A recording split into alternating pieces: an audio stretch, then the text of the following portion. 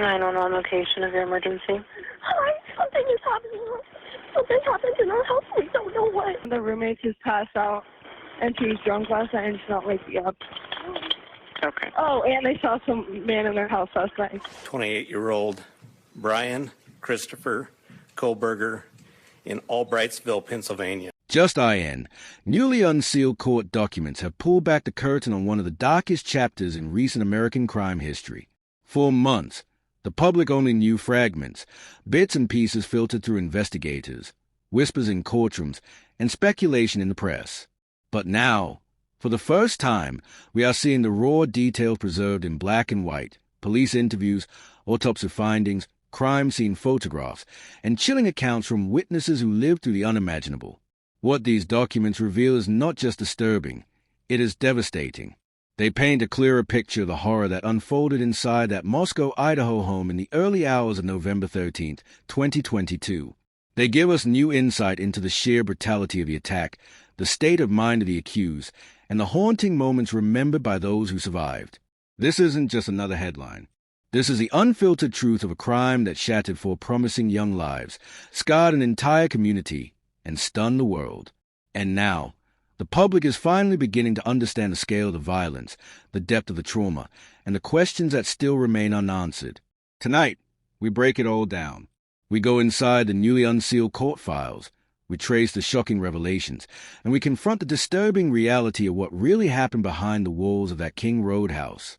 Because these are not just documents, these are the final echoes of voices silenced too soon. For the very first time, the veil has been lifted. We're no longer just hearing rumors, no longer piecing together speculation from the sidelines. We are seeing exactly what investigators uncovered behind the scenes, and the details are chilling. The newly unsealed files reveal a digital trail that Bryan Kohberger could not erase, cell phone pings that place him in the area of the King Road house more than a dozen times before the murders.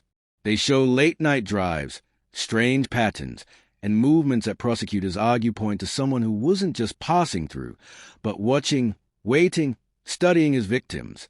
The documents also expose troubling patterns in Kohberger's behavior long before November 13th. Accounts from students and colleagues describe a man who was awkward, obsessive, and increasingly disturbing in his interactions, especially with women. He was accused of blocking doors, making unsettling comments, and showing a strange fascination with violent themes. These were red flags that, at the time, seemed odd but not dangerous. In hindsight, they feel like warnings no one recognized. And then, there's the evidence from the night itself, evidence that not only links him to the scene but raises even more questions about what truly happened inside that house. We now know that one surviving roommate reported hearing crying in a male voice saying, "It's okay, I'm going to help you," before she saw a masked figure moving through the home. Later, she admitted her memory was clouded, her recollection uncertain. Was it truly the killer she heard, or was her mind replaying fragments of chaos in a moment of unimaginable terror? Together, the phone data, the disturbing behavior, and the haunting survivor testimony build a picture that is both clearer and more unsettling than ever before. They don't just confirm what happened that November night. They raise the possibility that we may never fully understand the depths of the darkness that entered that house. November 13th, 2022, a date now seared into the memory of the University of Idaho and the small town of Moscow. What began as just another quiet Sunday morning would end in horror, with a crime so brutal, so senseless, that it sent shockwaves far beyond the borders of this college town. Inside a 3-story rental house on King Road, 4 lives were cut short. Madison Mogen, Kaylee Goncalves, Xana Kernodle, Ethan Chapin. Friends, classmates, children, siblings, each of them with dreams and futures that ended in the span of less than 30 minutes. Madison and Kaylee, inseparable best friends since childhood, had spent a night out before returning home together. Xana and Ethan, who had been dating, came back from fraternity party to spend the night at the house. In the early hours of the morning, all 4 were attacked with a knife, stabbed repeatedly, and left in a scene of carnage that even seasoned investigators would later describe as one of the most disturbing they had ever encountered. The brutality was overwhelming. Reports later revealed dozens of stab wounds. Kaylee alone had more than 20, while Xana fought so fiercely that she sustained over 50.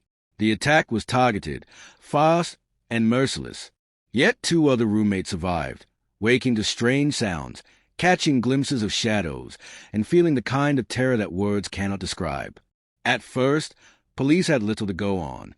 The weapon was missing. There were no clear signs of forced entry. And for weeks, there was no suspect. The lack of answers fueled panic. Fear gripped Moscow. Families installed new locks. Students fled campus before Thanksgiving. The idea of a killer roaming free, possibly stalking other students, spread a kind of paranoia the town had never known. Rumors exploded online. Was it a targeted attack? A random killing? Was it a stalker, a jealous ex, or a stranger who slipped in unnoticed? The silence from investigators only deepened the sense of dread. But what the public didn't know, what investigators were quietly piecing together, was that the killer had left behind a crucial clue. On a bed next to Madison Mogen's body, police found a leather knife sheath, and on the button snap of that sheath was a single trace of DNA. That discovery would become the turning point. The DNA profile was unlike anything in the database, but it was a start.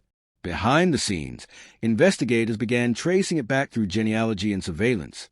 At the same time, technology was filling in the picture. Cell phone records showed a disturbing pattern. The suspect's phone had pinged in the vicinity of the King Road house at least 12 times before the murders, stretching back to the summer.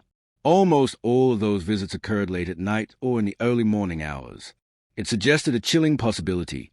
Someone had been watching the house, perhaps even stalking its residents, long before that November night. And then came the vehicle. Security cameras from both the neighborhood and the university captured a white Hyundai Elantra circling the King Road area again and again during the critical hours of the murders. Investigators cross-checked the make, model, and year, and quickly narrowed their search. The DNA, the phone records, and the car all pointed in one direction.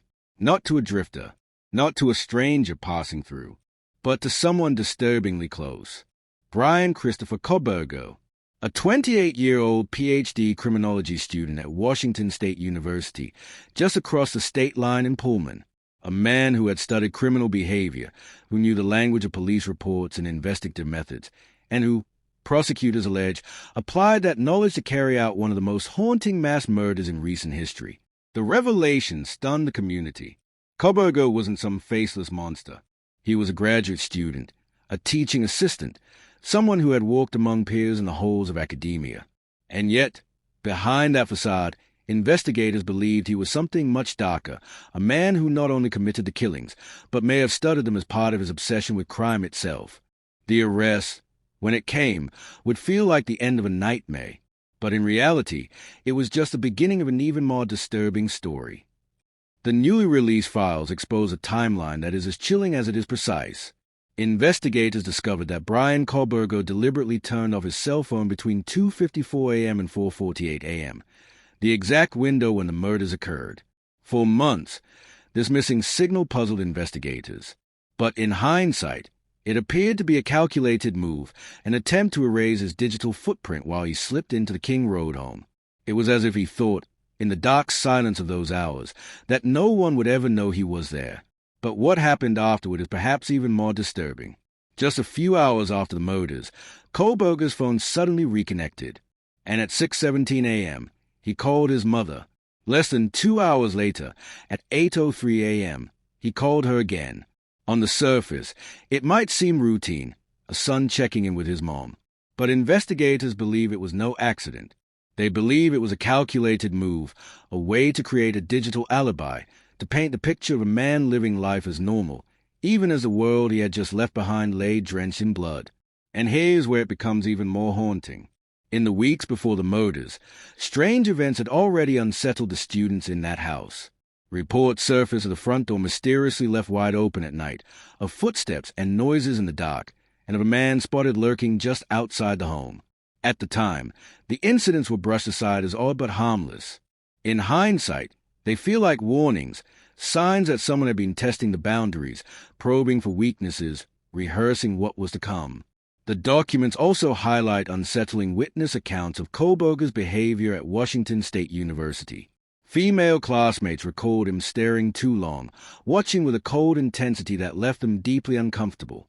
Some remembered inappropriate or bizarre comments, as though he was testing how far he could push without consequence. Even professors had taken note, alarmed by his demeanor, disturbed by the undercurrent of aggression in his academic work, and unsettled by the way he engaged with topics of violence and control. Taken together, these fragments build a deeply troubling picture. A man who studied criminology not as an academic exercise, but, prosecutors allege, as a blueprint. A man who rehearsed his crimes in silence, erased his trail with precision, and then tried to mask his darkness with the everyday act of calling his mother. A man whose behavior had disturbed those around him long, before he ever set foot inside the King Road house. This wasn't random. It was calculated, cold, and terrifyingly close to perfect, until the evidence caught up with him. Today, Bryan Kohberger no longer walks free. He sits inside the Idaho Maximum Security Institution, sentenced to 4 consecutive life terms without the possibility of parole. For the families of Madison, Kaylee, Xana, and Ethan, that sentence is a measure of justice. But for community forever scarred, it's also a reminder that the shadows of this case have not disappeared. Because with every newly unsealed file, with every chilling detail that surfaces, one question continues to haunt us. What else remains hidden? What haven't we been told? What fragments of that November night are still buried deep inside sealed evidence folders, waiting for their turn to see the light? This case has shown us something most people never want to believe, that in the safest of places, in a quiet college town surrounded by trust and familiarity, evil can move silently. It can observe. It can study. It can wait. Until one night, it steps out of the shadows and destroys everything it touches. And perhaps that is the most unsettling truth of all. Bryan Kohberger is behind bars. But the terror he brought to Moscow, Idaho, lingers like an echo. It reminds us that the monsters we fear are not always strangers from far away. Sometimes they are standing right beside us, in the classroom, in the coffee shop, or driving past in the dark, watching, studying, and waiting. But here's the question we're all left with. What do these documents really reveal about Bryan Kohberger's true motive? Was it obsession? Was it arrogance? Or was it something even darker, something we still don't fully understand? I want to hear your thoughts. Drop your theories in the comments below. And if you want to stay ahead on every breaking update in this case, make sure to subscribe and turn on notifications, because this story is far from over.